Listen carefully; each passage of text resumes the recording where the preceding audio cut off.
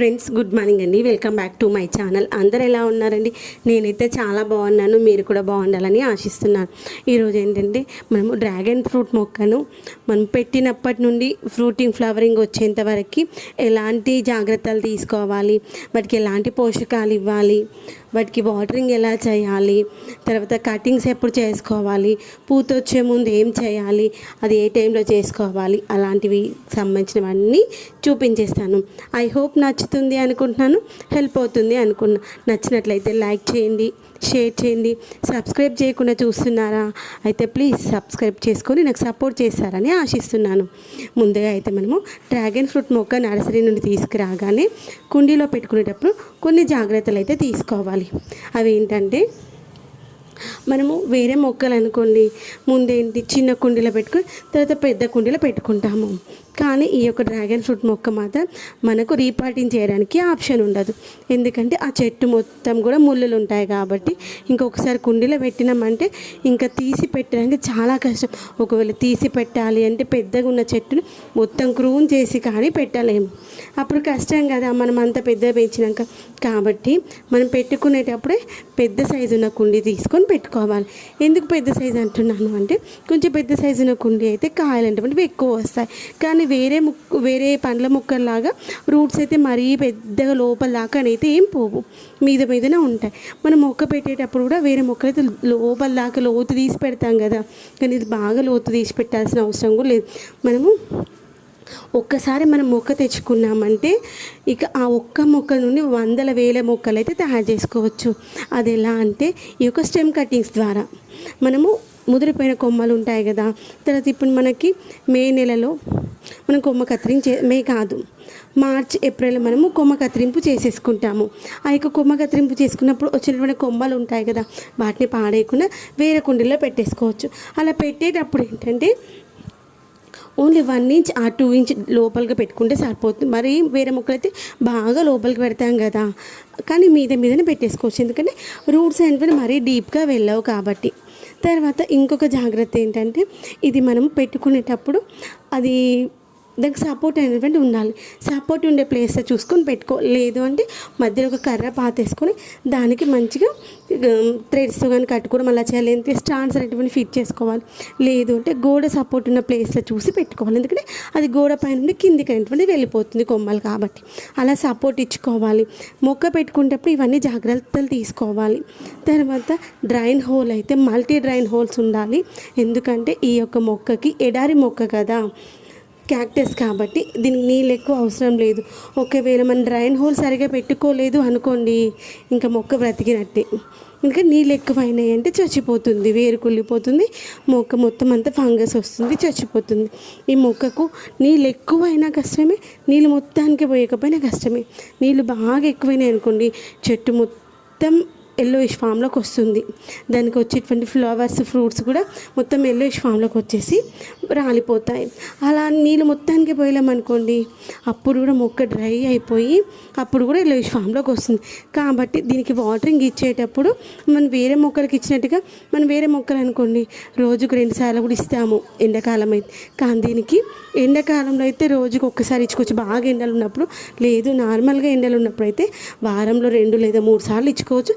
ఆ నీళ్ళు కూడా చూసి ఇచ్చుకోవాలి, ఎక్కువనైతే ఇచ్చుకోవద్దు. ఎక్కువ ఇచ్చామంటే కాయలు అయితే రాలిపోద్ది. నాకు అది తెలియక నేను రెగ్యులర్గా అన్ని మొక్కలకి ఇచ్చినట్టే వాటరింగ్ ఇస్తున్నాను. దానివల్ల నాకు ఇప్పటికీ 3 కాయలు వచ్చాయి. ఆ కాయలు అయితే రాలిపోయాయి. మనం ఏంటంటే నీళ్ళు కూడా కరెక్ట్గా చూసుకోవాలి. వేరే మొక్కలకి ఇచ్చినట్టయితే అస్సలు ఇవ్వద్దు. తర్వాత ఇప్పుడు మనము మొక్క ఎలా పెట్టుకోవాలో తెలుసుకున్నాము. కుండీకి డ్రైన్ హోల్స్ ఎలా పెట్టుకోవాలో నేర్చుకున్నాం కదా. తర్వాత ఏంటి, మట్టి మిశ్రమం ఎలా తీసుకోవాలంటే, జనరల్గా వేరే మొక్కలకి ఏంటి మనము కోకోపిట్ మిశ్రమం కానీ, లేదు అంటే వరి పొట్టు కానీ, లేదు అంటే చెక్క పొట్టు కానీ ఇవన్నీ తీసుకుంటాం. ఎందుకు? మనకి వాటర్ అనేటువంటి తొందరగా డ్రై అవ్వకుండా ఉండడం కోసము. కానీ ఇది ఎడారి మొక్క కాబట్టి దీన్ని నీళ్ళే అవసరం లేదు. కాబట్టి కోకోపీట్ కానీ, వరి పొట్టు కానీ, రంపం పొట్టు కానీ ఇలాంటివి వేయొద్దు. ఇసుక వేసుకోవాలి వాటి ప్లేస్లో.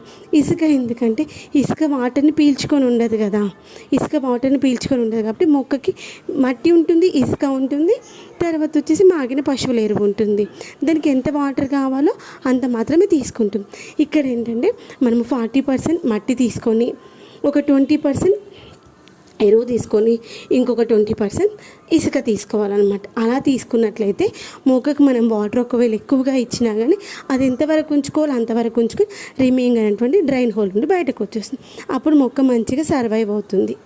తర్వాత ఇంకొకటి ఏంటంటే, ఇప్పుడు మనం స్టెమ్ కటింగ్స్ ద్వారా ప్రొపగేట్ చేసుకున్నాం కదా, ముందు మొక్క పెట్టేటప్పుడు దీనికి ఏదో ఒక సపోర్ట్ ఇచ్చేసుకొని మొక్కనైతే పెట్టేసుకోవాలి.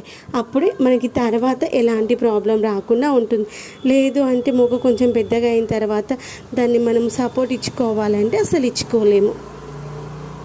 తర్వాత ఇంకొకటి ఏంటంటే, మొక్కకి మనము ఫ్లవరింగ్ వచ్చే టైంలో మంచిగా మాగిన పశువుల ఎరువు అయితే ఇచ్చుకోవాలి. ఏప్రిల్ మేలో అయితేనేమో మార్చ్ ఏప్రిల్లో అయితేనేమో కొమ్మ కత్తిరింపు చేసుకోవాలి. కొమ్మ కత్తిరింపు అనేది కొంచెం పెద్దనే కట్ చేసుకోవాలి. కొంచెం పెద్దనే పైన వచ్చేటువంటి ఉంటుంది కదా, ఇప్పుడు సపరేట్గా మనకి బ్రాంచెస్ లాగా కనిపిస్తున్నాయి కదా, బ్లాక్స్ లాగా, అలా ఒక బ్లాక్ని కొంచెం మాత్రమే వదిలేసి మొత్తం కట్ చేసేయచ్చు. ఆ కట్ చేసిన దాన్ని మనం ఇంకొక ప్లేస్లో పెట్టేసుకోవచ్చు. తర్వాత మనం కటింగ్స్ అయిపోగానే అప్పుడు మట్టిని ఒక 2 ఇంచెస్ వరకు లూజ్ చేసి దాంట్లో మాగిన పశువుల ఎరువు వేసుకోవాలి. లేదు అంటే ఒక 2 ఇంచెస్ వరకు మట్టిని లూజ్ చేసి ఆ మట్టిని తీసేసి ఫ్రెష్గా మట్టి వేసుకొని దాంట్లో ఎరువైనా వేసుకోవచ్చు. తర్వాత మనము మే నెలలో చేయాల్సిన ముఖ్యమైన పని ఏంటంటే, ఇప్పుడు టిప్స్ మాత్రమే కట్ చేసుకోవాలి. కొమ్మ ఉంటుంది కదా, ఆ యొక్క కొమ్మకి ఓన్లీ 1 ఇంచ్ లేదా 1/2 ఇంచ్ మాత్రమే కట్ చేయాలి. ఎందుకంటే మనం ఏప్రిల్ మేలో కట్ చేసుకున్నటువంటి కటింగ్కి ఏంది, సైడ్ బ్రాంచెస్ రావడం కోసము. అప్పుడు ఏంటంటే ఎన్ని సైడ్ బ్రాంచెస్ వస్తే తర్వాత వచ్చేటువంటి పూత ఎక్కువగా ఉంటుంది కాబట్టి అది మనము మార్చ్ ఏప్రిల్లో చేసుకో.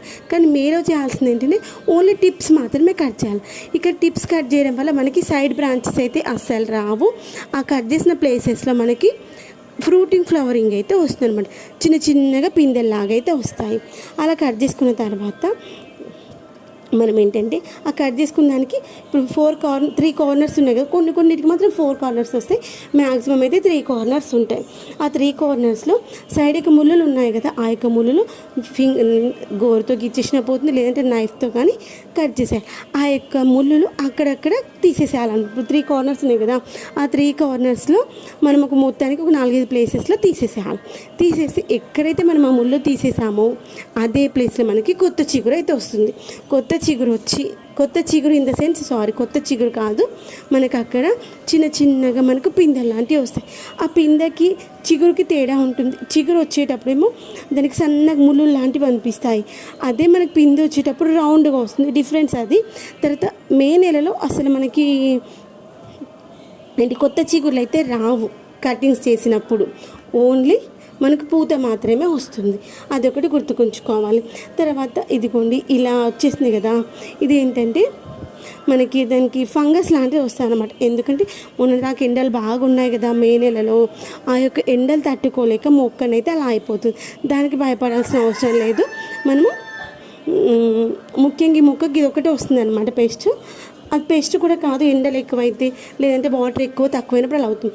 అలాంటి టైంలో మన మొక్కకి నెలకు 2-3 సార్లు నీమ్ ఆయిల్ అయితే స్ప్రే చేసుకోవాలి. నీమ్ ఆయిల్ చేసుకోవడం వల్ల ఇలాంటివి రావు. లేదంటే ఫంగిసైడ్ ఉందనుకోండి, ఫంగిసైడ్ని మనము ఇలా మొక్క ఎక్కడైతే డ్యామేజ్ అయినట్టు అనిపించిందో అక్కడ చల్లేసుకోవచ్చు. అప్పుడు కూడా మొక్కకు ఎలాంటి డ్యామేజ్ అయితే ఉండదు. తర్వాత వచ్చేసి ఇంకొకటి,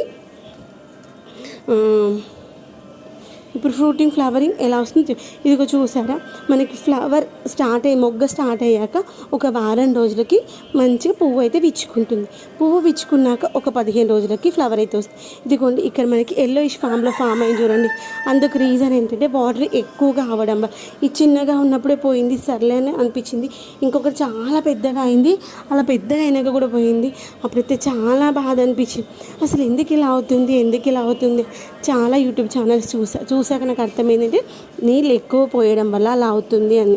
ఇక నాకు ఎక్స్పీరియన్స్ లేదనమాట, ఇదే ఫస్ట్ టైం కాబట్టి. కొన్నిసార్లు ఫస్ట్ టైం తప్పు చేసినా ఇంకొకసారి అలాంటి మిస్టేక్స్ చేయకుండా ఉంటారు అని మీరు కూడా అలాంటి వాళ్ళు ఎవరైనా ఉంటే అందుకని మీతో షేర్ చేసుకుంటున్నాను. Okay friends, bye. మరొక మంచి వీడియోతో మళ్ళీ కలుద్దాం.